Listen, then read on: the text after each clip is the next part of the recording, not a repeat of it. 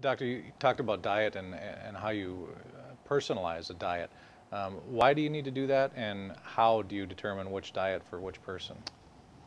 Humans are a very variable species, and we've occupied just about every ecological niche around the world except traditionally, and there was no one living in Antarctica. But you have, for example, the Eskimos lived on an all-meat diet, and they were studied extensively at the turn of the last century and by McGill University between 1929 and 1934.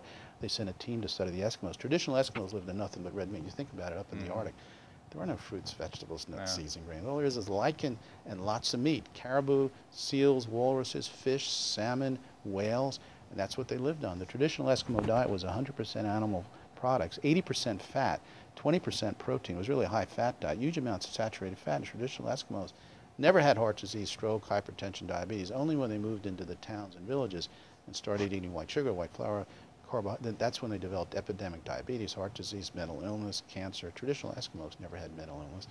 So the humans are very variable. Then you get equatorial peoples who were surrounded by thousands of edible plants, tubers, fruits, nuts, seeds, not as much animal protein. You have the Maasai in Kenya that traditionally lived on nothing but milk and blood and some meat. And they had herds of cattle. When they would drink, the average Maasai warrior would drink a gallon, up to a gallon of raw milk a day with blood, and was a high-fat milk. Then you go up to the high Andes, you've got the traditional descendants of the Incas that lived on a grain-based diet. So humans traditionally adapted to a variety of different diets with varying amounts of animal protein, fruits, vegetables, nuts, seeds, and grains. Polynesians, for example, lived in a completely different diet. It was a coconut-based diet. They ate fish, some wild animals, but a lot of it was coconut-based. They would eat coconut fruit, make coconut oil, drink the coconut milk.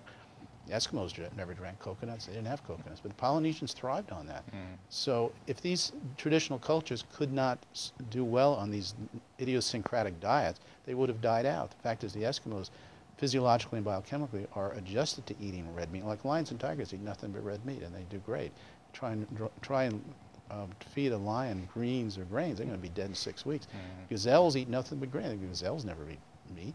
They eat nothing but grass on the savannas.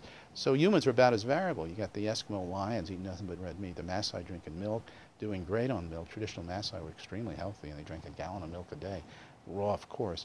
You got Polynesians living on coconuts, and they did fabulous, and other things as well. So different groups of humans adjusted to different diets, and the U.S. particularly, we're a melting pot. We're famous as that.